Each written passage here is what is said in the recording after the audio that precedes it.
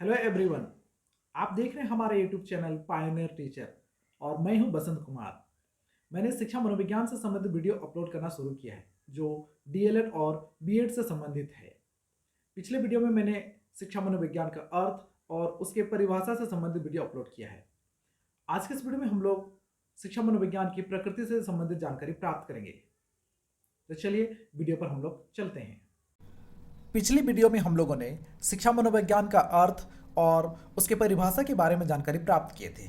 आज के इस वीडियो में हम लोग शिक्षा मनोविज्ञान की प्रकृति के बारे में जानेंगे। तो शिक्षा मनोविज्ञान में मुख्य रूप से मानव के व्यवहार का अध्ययन किया जाता है और इस कारण से इसकी जो प्रकृति है वह सामाजिक है। परंतु अगर हम दूसरी ओर देखें तो शिक्षा मनोविज्ञान में वैज्ञानिक विधियों एवं सिद्धांतों का भी प्रयोग किया जाता है और इन सिद्धांतों और विधियों का प्रयोग करके एक सटीक निष्कर्ष पर पहुंचा जा सकता है। साथ ही साथ दोबारा इसको बार बार इस प्रयोग को करके भी सिद्ध किया जा सकता है। इसलिए इसकी जो प्रकृति है वह वैज्ञानिक भी है। तो इस तरह से इसकी जो प्रकृति है एक और जहां सामाजिक है तो दूसरी ओर यह वैज्ञानिक भी है। तो चलिए हम लोग इसकी प्रकृति को थोड़ा विस्तार से समझने का प्रयास करते हैं। फर्स्ट पॉइंट है शिक्षा मनोविज्ञान एक विज्ञान है। तो सबसे पहले शिक्षा मनोविज्ञान एक विज्ञान भी है, उसकी जो प्रकृति है और वैज्ञानिक है। जिस तरह से विज्ञान में तथ्यों एवं डाटा के आधार पर सिद्धांतों एवं नियमों को विकसित किया जाता है, उसी तरह से शिक्षा मनोविज्ञान में भी आंकड़ों का संकलन करने के लिए वस्तुपरक विधियां हैं। उन आंकड़ों का इंटरप्रेट करने के लिए, व्याख्या करने के लिए, विश्लेषण करने की वैज्ञानिक विधियां हैं और इन विधियों का प्रयोग वैज्ञानिक तरीके से किया जा सकता है। इसका उद्देश्य मानव के व्यवहार को समझना है, उसके लिए भविष्यवाणी करना है और उससे नियंत्रित करना है। नेक्स्ट पॉइंट है शिक्षा मनोविज्ञान एक प्राकृतिक विज्ञान है। तो इसकी जो प्रकृति है वह प्राकृतिक विज्ञान की भी है। तो शिक्षा मनोविज्ञान में भी भौतिक विज्ञान और जीव विज्ञान की तरह डेटा का संग्रह किया जा सकता है, उसका विश्लेषण किया जा सकता है और सेम जीव विज्ञान एवं भौतिक विज्ञान की तरह एक सटीक निष्कर्ष पर पहुंचा जा सकता है। यहाँ अलग बात है कि शिक्षा मनोविज्ञान में जिस तरह से भौतिक विज्ञान और जीव विज्ञान के लिए लैब होते हैं, प्रयोगशालाएं होती हैं, उस तरह से प्रयोगशाला नहीं होता है। परंतु हम बार बार अगर हम किसी एक शोध को दोहरा करके करें तो हम एक ही निष्कर्ष पर पहुंच सकते हैं, स्थितियां अगर अनुकूल हो तो। नेक्स्ट पॉइंट है शिक्षा मनोविज्ञान एक सामाजिक विज्ञान है। तो शिक्षा मनोविज्ञान की प्रकृति सामाजिक विज्ञान की भी है।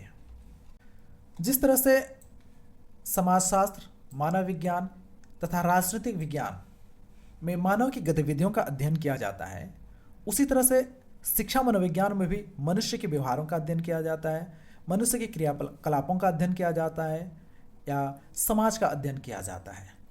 तो और इस कारण से इसकी प्रकृति भी सामाजिक विज्ञान की है। नेक्स्ट पॉइंट है शिक्षा मनोविज्ञान एक सकारात्मक विज्ञान है। तर्कशास्त्र या नीति शास्त्र जैसे सामान्य विज्ञान तथ्यों से वैसा ही व्यवहार करते हैं जैसा उन्हें होना चाहिए, है ना। तर्कशास्त्र, नीति शास्त्र की जो विशेषताएं हैं, इस प्रकार के जो विज्ञान है उनकी जो विशेषताएं हैं कि जो तथ्यों के साथ जैसे वे होते हैं उसी तरह से उसकी व्याख्या करते हैं, न कि उसमें अपना कोई जैसा होना चाहिए वैसा नहीं, जैसे वे होते हैं उसी तरह से उसका व्यवहार किया जाता है। तो एक सकारात्मक सामाजिक विज्ञान तथ्यों के साथ जैसे वे होते हैं या वे काम करते हैं वैसा ही व्यवहार करता है। शैक्षिक मनोविज्ञान में भी बच्चे का जो व्यवहार है, बच्चे का अध्ययन जो किया जाता है, जैसा है वैसा ही किया जाता है, न कि जैसा होना चाहिए। जैसे होना चाहिए उस संदर्भ में इसका अध्ययन नहीं किया जाता है, बल्कि जैसा है उसी संदर्भ में इसका अध्ययन किया जाता है और इस कारण से इसकी प्रकृति एक सकारात्मक विज्ञान की है। नेक्स्ट पॉइंट है शैक्षिक मनोविज्ञान एक अनुप्रयुक्त विज्ञान है। तो शैक्षिक मनोविज्ञान की प्रकृति एक अनुप्रयुक्त विज्ञान की भी है, अप्लाइड साइंस की भी है। यह शिक्षा के क्षेत्र में मनोवैज्ञानिक सिद्धांतों का अनुप्रयोग है। जितने भी मनोवैज्ञानिक साइकोलॉजिकल थ्योरीज हैं उसका प्रयोग शिक्षा मनोविज्ञान के क्षेत्र में, शिक्षा के क्षेत्र में किया जाता है। मनोविज्ञान के सिद्धांतों और तकनीकों को लागू करके यह विद्यार्थियों के व्यवहार और अनुभवों का अध्ययन करने की कोशिश करता है।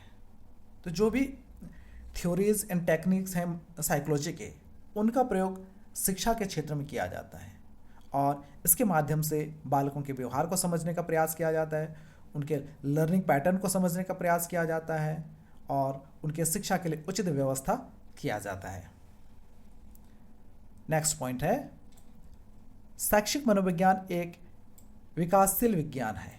तो शैक्षिक मनोविज्ञान की जो प्रकृति है वह विकासशील विज्ञान की भी है।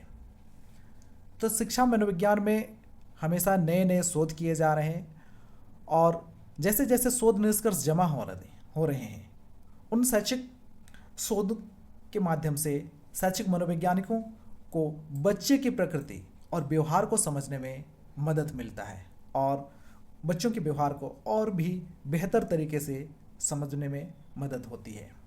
तो इस तरह से इसकी जो प्रकृति है वह विकासशील विज्ञान की भी है। तो इस प्रकार शिक्षा मनोविज्ञान एक व्यवहारिक, सकारात्मक और सामाजिक विशिष्ट विज्ञान है, एक व्यवहारिक विज्ञान है, जबकि सामान्य विज्ञान विभिन्न क्षेत्रों में व्यक्तियों के व्यवहार से संबंधित है। वहीं पर शिक्षा मनोविज्ञान केवल शैक्षिक क्षेत्र में व्यक्ति के व्यवहार का अध्ययन करता है। अलग अलग जो साइंस है, अलग अलग जो विज्ञान है, मनुष्य के किसी न किसी गतिविधियों से संबंधित है। तो यहाँ शिक्षा मनोविज्ञान व्यक्ति के, बालक के शिक्षा से संबंधित है, बालकों के व्यवहार से संबंधित है। तो इस तरह से आज के इस वीडियो में हम लोगों ने शिक्षा मनोविज्ञान की प्रकृति के बारे में जानकारी प्राप्त किए। मैं उम्मीद करता हूं कि यह वीडियो आप लोगों को पसंद आया। वीडियो अगर थोड़ा भी इन्फॉर्मेटिव लगा, पसंद आया, तो वीडियो को लाइक और शेयर करना मत भूलिएगा। मिलते हैं अगले वीडियो में। तब तक के लिए हमारे साथ बने रहने के लिए आप सभी का बहुत बहुत धन्यवाद।